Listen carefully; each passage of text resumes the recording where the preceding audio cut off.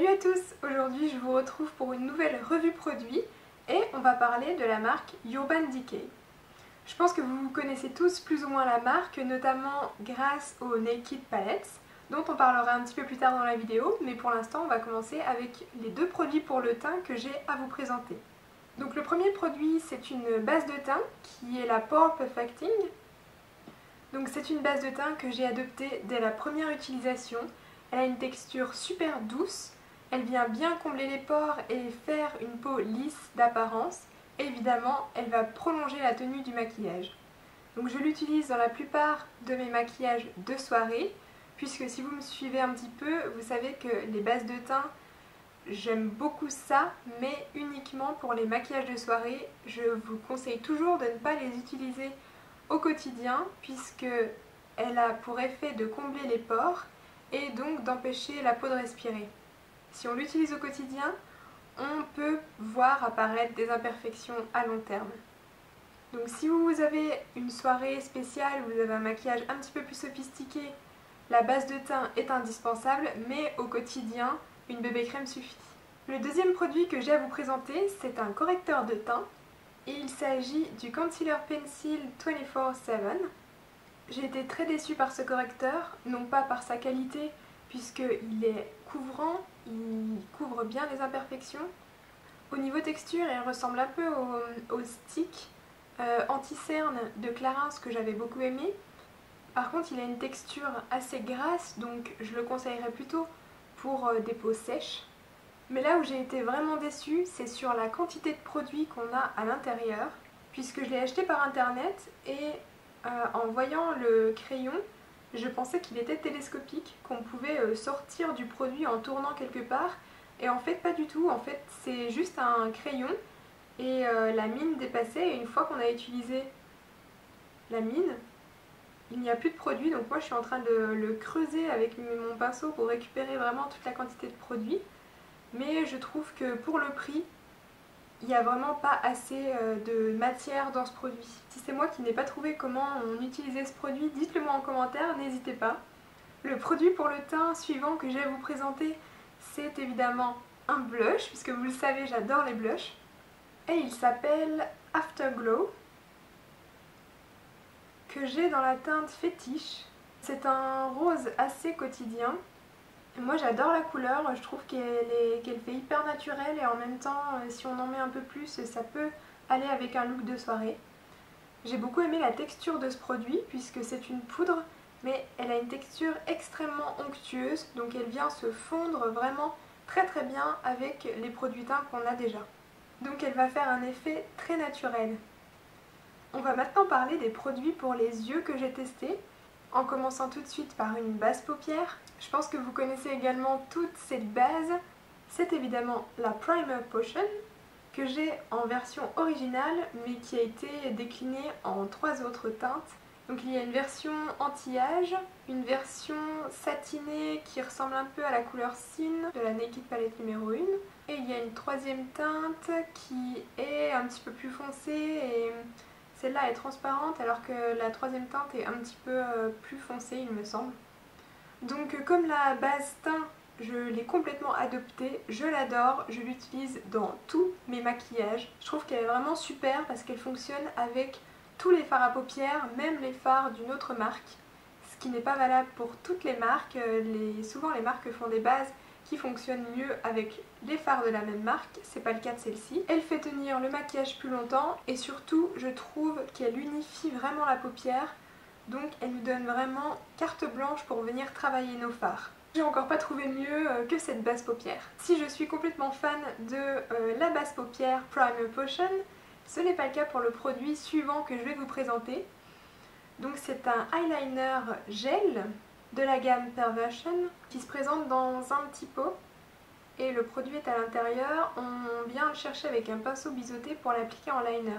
J'ai beaucoup aimé l'intensité de ce produit puisque j'ai trouvé que le noir était vraiment noir et intense, mais au fil des jours j'avais de plus en plus de mal à le travailler, à l'étendre, et je trouvais qu'il commençait à faire quelques petites chutes.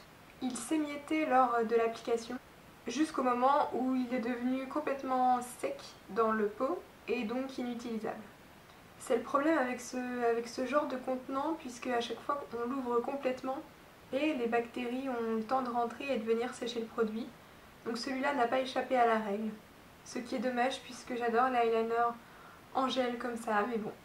C'est encore un eyeliner dont je vais vous parler maintenant. Mais c'est un eyeliner avec un petit pinceau pour l'appliquer. Et c'est un eyeliner pailleté. C'est un eyeliner pailleté, donc il s'appelle Heavy Metal. C'est donc un eyeliner avec des paillettes dorées et je l'adore. Je trouve qu'il apporte énormément de lumière à un maquillage. Il a une très bonne tenue et lorsqu'on l'applique, les paillettes sont réparties de manière uniforme. Donc je l'utilise aussi bien sur un smoky pour attirer la lumière sur le regard que pour sophistiquer un peu un maquillage quotidien. C'est-à-dire que je vais venir appliquer un eyeliner noir tout simple et mettre celui-ci par-dessus pour donner un aspect plus sophistiqué à un maquillage quotidien. On va maintenant parler d'un crayon pour les yeux. Donc c'est le Glide On Eye Pencil 24/7. Donc je pense que vous en avez également entendu parler. Ce sont des crayons qui sont très pigmentés, qui sont assez gras, donc très faciles à estomper, très faciles à travailler, qui ont également une très bonne tenue. En revanche, ils sont waterproof. Je ne suis pas convaincue qu'ils soient vraiment waterproof et qu'on puisse vraiment aller se baigner avec. Mais en tout cas, pour le quotidien, ils ont une très bonne tenue. Ensuite, on va parler du mascara Perversion que j'ai en noir. Alors, j'aime assez ce mascara, mais je trouve qu'il pourrait être plus intense et je trouve qu'il a tendance à pas séparer les cils correctement et du coup, si on applique une deuxième couche, ça a tendance à faire des paquets. Donc pour vraiment utiliser ce produit de manière optimale, je vous conseille de l'utiliser sur un maquillage de jour en appliquant une seule couche et vous verrez qu'il fait quand même assez de volume, qu'il a une très bonne tenue. Donc c'est un bon mascara pour un maquillage de jour. On passe maintenant au fard à paupières. Donc je vais d'abord vous présenter un fard à paupières mono qui est le Solstice, qui est une couleur assez difficile à décrire puisque, je ne sais pas si vous le voyez, mais c'est un rosé rouge avec énormément de reflets pailletés. C'est un espèce de duochrome qui fait vraiment un bel effet sur un maquillage de soirée. Après, il n'est pas très facile à appliquer, il est très poudreux et il fait beaucoup de chutes de paillettes. Mais si vous humidifiez un petit peu votre pinceau pour l'appliquer, il fait vraiment un rendu métallique que j'adore. Et on peut appliquer cette couleur sur toute la paupière mobile, il fait vraiment un super effet. C'est maintenant au tour des produits phares de chez Urban Decay d'être présentés. Donc je vais évidemment parler des Naked Palettes. Donc j'ai ici les 4 Naked qui sont sortis. Je vais vous en parler rapidement puisque je pense qu'elles ont toutes été présentées sur YouTube. Donc vous avez ici la Naked numéro 1 qui est vendue avec un pinceau plat. Donc moi j'adore cette palette pour des maquillages quotidiens puisque comme vous pouvez le voir il y a beaucoup de teintes nude. Donc je l'utilise énormément au quotidien.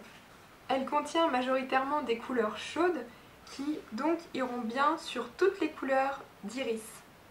En ce qui concerne la Naked numéro 2, elle est vendue avec un pinceau double, avec un côté plat pour appliquer la matière sur la paupière mobile et l'autre côté qui est un pinceau estompeur. Elle contient plutôt des couleurs froides qui iront particulièrement bien sur les yeux bleus. Au niveau du packaging, c'est vrai que je préférais le packaging de la Naked 1 puisque je trouve que la boîte en métal c'est pas super design et pas super pratique.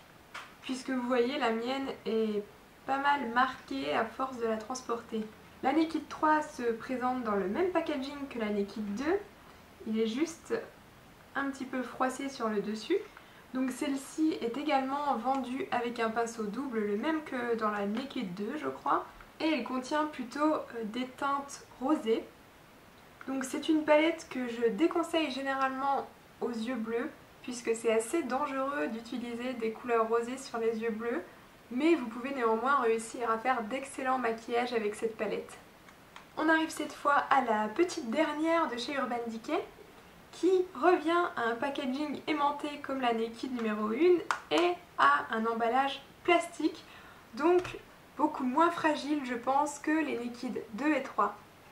Donc cette palette est assez diversifiée puisqu'elle contient à la fois des fards satinés, des fards mat et un ou deux fards pailletés.